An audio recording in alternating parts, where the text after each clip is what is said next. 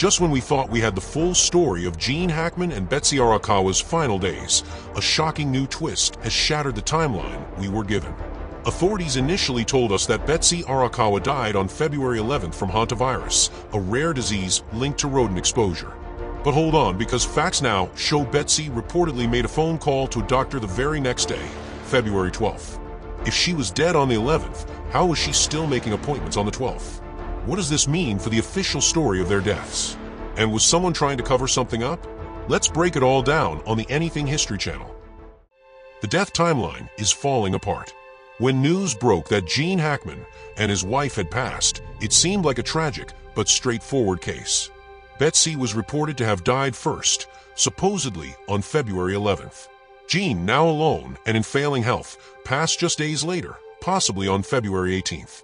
But the moment we found out that Betsy made a phone call to a doctor's office on February 12th, it was like the ground beneath the entire case cracked open. How could she be dead if she was still handling business the next day?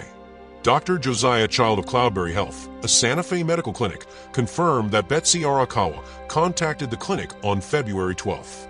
Although neither she nor Gene Hackman had been treated there before, she reached out seeking medical advice. She described some congestion but did not mention respiratory distress, shortness of breath, or chest pain, Dr. Child stated. Originally, Arakawa had scheduled an appointment for February 12th, but canceled on February 10th, explaining that she needed to care for her husband, who wasn't feeling well. However, on the morning of February 12th, she called again to request treatment. Since she was not an established patient, the clinic informed her that she would need to come in for an in-person visit. Dr. Child explained there were a few calls back and forth to arrange the appointment for that afternoon, but she never arrived. Our office attempted to follow up multiple times, even leaving a message on voicemail, but we never received a response. This would suggest that Betsy was alive on February 12th, directly contradicting the official report that she had died the day before. But here's where things get even stranger. Dr. Child later cast doubt on the reported cause of death. Based on his interaction with Betsy, she hadn't exhibited the key symptoms of hantavirus, such as severe respiratory distress or other signs linked to rodent exposure. If she was alive and well enough to make phone calls on February 12th, was hantavirus truly what killed her? Authorities had to base their diagnosis on test results, but if it wasn't hantavirus, what was it? Was the cause of death a lie?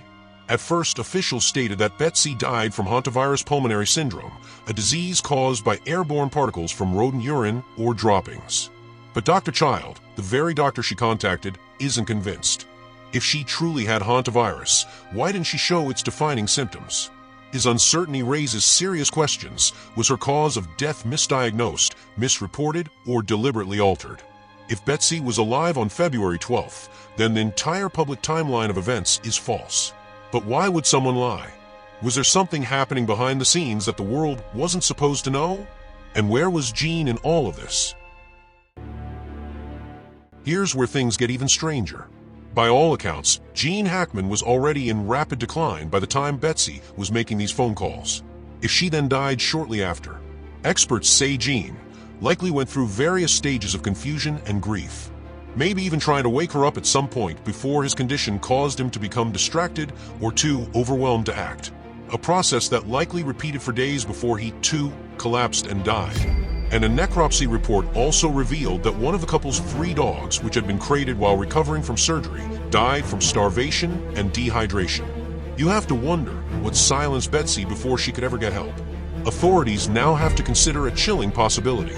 Did Betsy know something that was going on that we could only wonder about? Did someone else have control over the facts and exactly how this story was to be released to the public? One thing is certain, if Betsy was alive on February 12th, the version of events we were given was manufactured. What does this mean for the Hackman estate? Now let's talk about the money.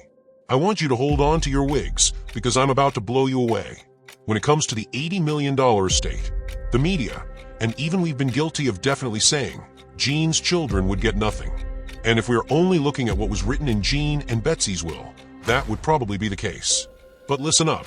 You want to hear this? And remember where you heard it first.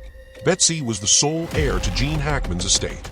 That means if she had outlived Gene, everything would have gone to her. But if she died first, then everything would go to the next of kin. The next of kin would be Gene's children. Yes, Gene Hackman's children. Think about that. Can you see the situation sitting here before your eyes? This could, and in this case, would definitely change the whole game. Crazy, right? This is where things get messy. We already know that Gene's son, Chris Hackman, has reportedly hired a California trust and estate attorney, suggesting he may be preparing to challenge the will. It's no secret that Gene and his son had a strained relationship for years.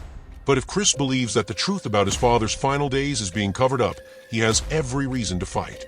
He needs the facts to show Betsy died first for sure.